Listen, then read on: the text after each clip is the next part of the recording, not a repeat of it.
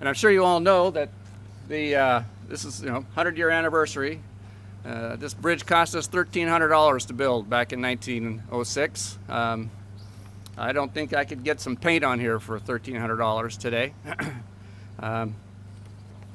We also have, want you to know, if you didn't know, that this is the last standing fully operating bridge in Oregon, and it's the oldest extant bridge, as they call it, covered bridge in Oregon.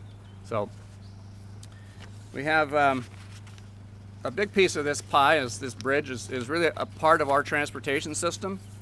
And Marion County has a little bit of a unique transportation system in that it's not just roads and bridges and this nice 100-year-old one here, but we also operate 2 ferries in the county, and Canby has a ferry, and makes them a little bit unique as well. But that's our transportation system. It is unique to Marion County. And now I'd like to introduce our chairman of the board right now, Kevin Cameron, to have a few words about our illustrious bridge. Thank you, sir. Like 2 sentences. Okay.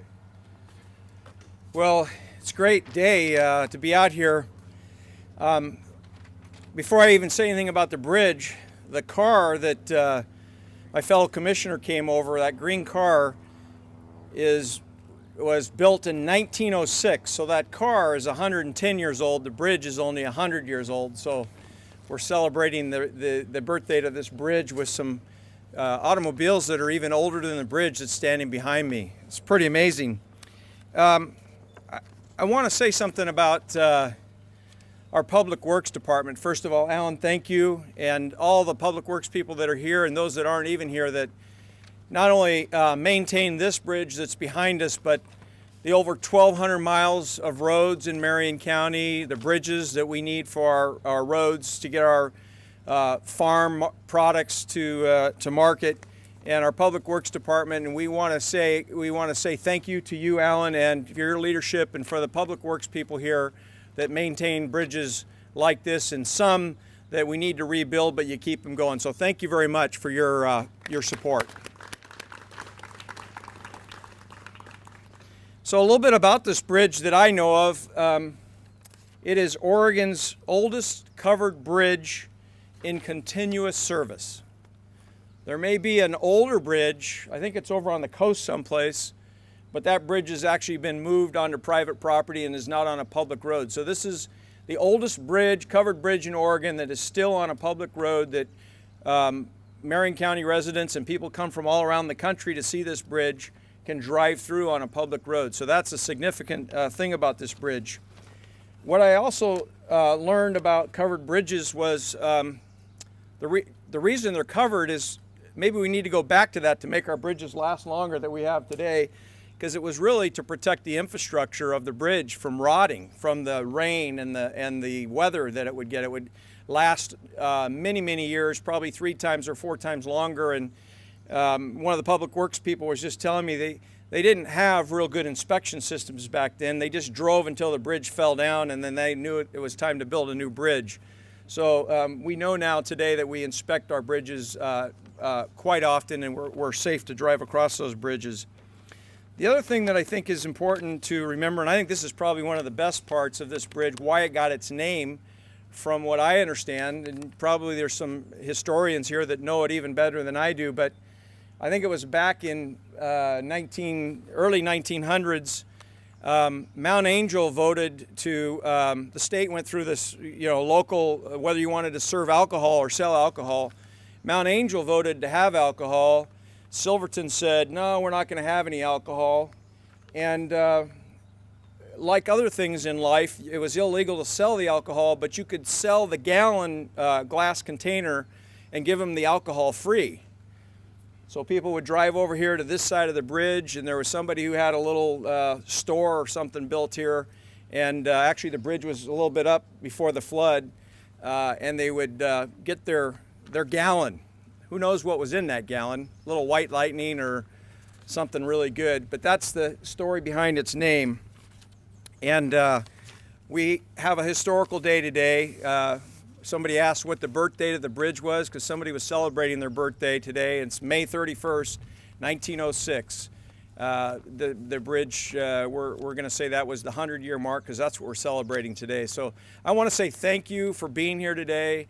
And thank you again, Alan, for Public Works and all the people that made this, keep this bridge going over the last, well, Alan, you've been around that long, 100 years. So I think Sam's been here that long. And Janet, I do want to point out there's a few people in the audience with us today, some local elected officials. You already know Commissioner Brentano is there, Sam, and Commissioner Carlson. Where are you?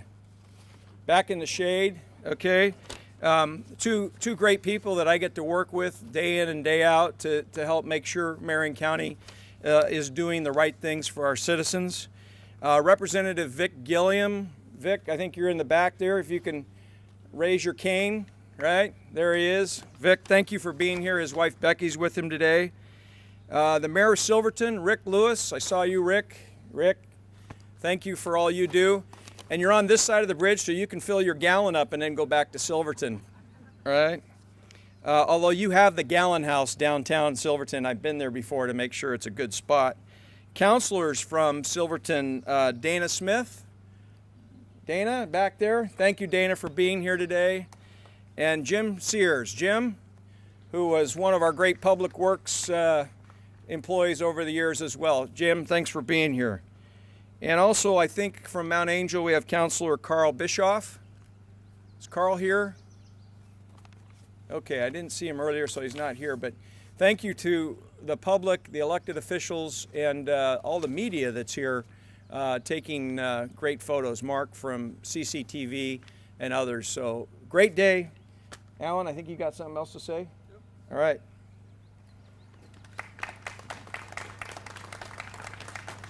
Thank you, Commissioner.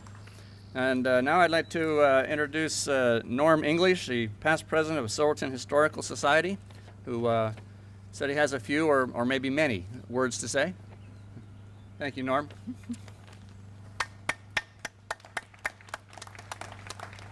Thank you, Alan.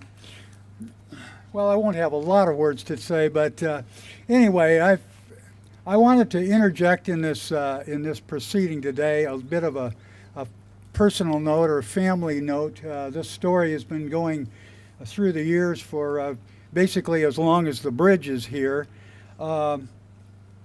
If you build a bridge, you got to build a road to it. And that's where my grandfather, Willis O. English, comes in. He was the Marion County road foreman for District Number 13 from 1916 to 1920. And the year was 1917 when actually the road on the Silverton side was constructed. My father was 8 years old, and the reason I mention that is that Willis, my grandfather, was keenly interested in World War I at the time. It was going on, and he wanted to read the newspaper while he had his lunch. Well, my dad's chore in all of this was to bring the newspaper, the Oregonian, the lunch, and hot coffee, because my grandfather always liked to have coffee with his lunch and being able to read the paper. There was no thermos available at that time, and so my grandmother would make the coffee as hot as possible and send my dad off on the run to bring all of those items to his father for his lunch. Well, it seems that the closest way of getting to the work site was across 3 different pastures. and each of those pastures had a bull in residence. So my father, being an 8-year-old boy, could run pretty fast, but he had to make sure when he stepped on the wire fencing, it would make a creaking sound and it would alert the bulls, so that he had to run fast to get across that pasture, and on to the next one, and on to the third one, and through to the work site. My dad always surprised himself about how fast he could run, and he never did get caught by those bulls. Was able to get under or over the fence in time. So, and it was only about a mile actually from their house. They lived over on the Mount Angel Highway, which was a dirt road at that time, and about a mile over to the work site here on the south side of this bridge.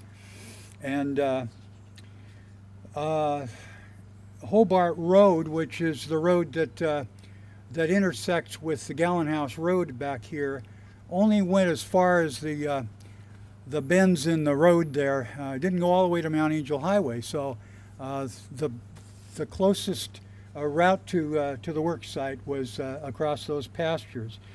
Dad spoke fondly of his experiences in those days, and he always spoke with pride about the work that his father did on the roadway.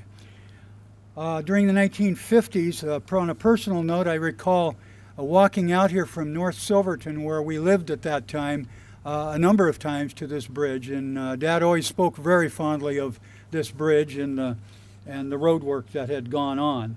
Not long after the roadway was built here, in fact, the next year is when the roadway from Bethany out to the Abaquaw Bridge on the Mount Angel Highway was gravelled, and my grandfather also had a hand in that. So that's kind of a personal story of the roadway leading up to this bridge. Thank you very much.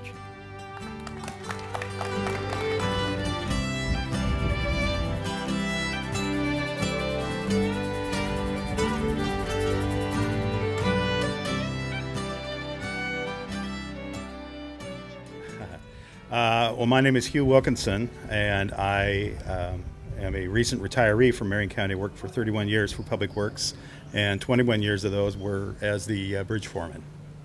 Tell us about this Gallon House Bridge and how Marion County has brought this bridge into keeping it in such good condition.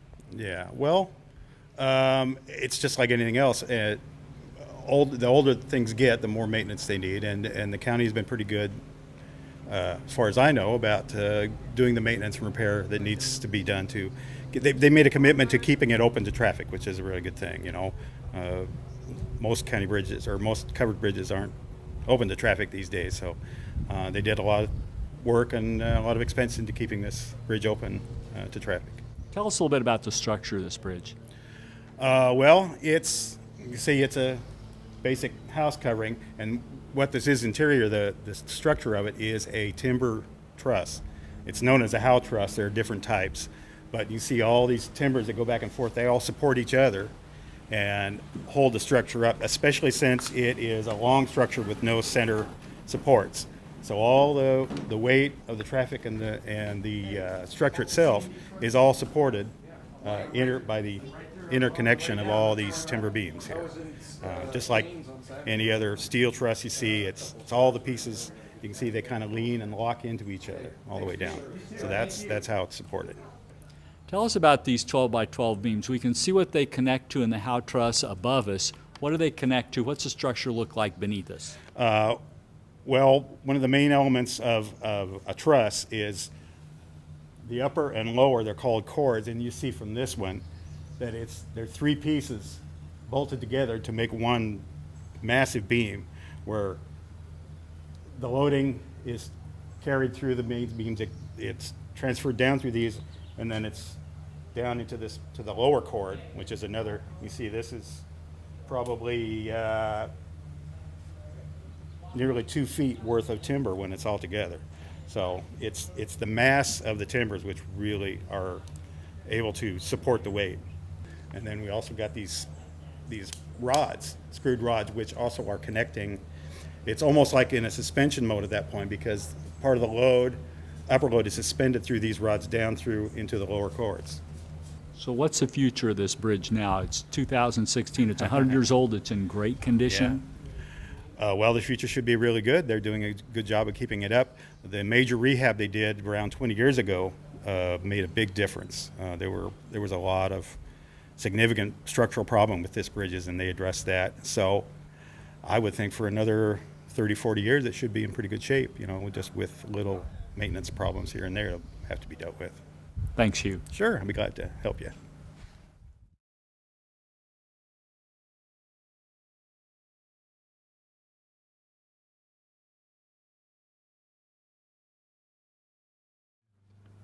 Okay, so now I'd like to ask the commissioners to come up, if you wouldn't mind, over to our kiosk.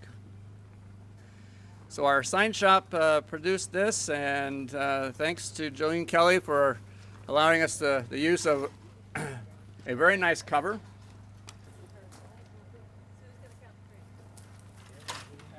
I will. On your mark. 1, 2, 3.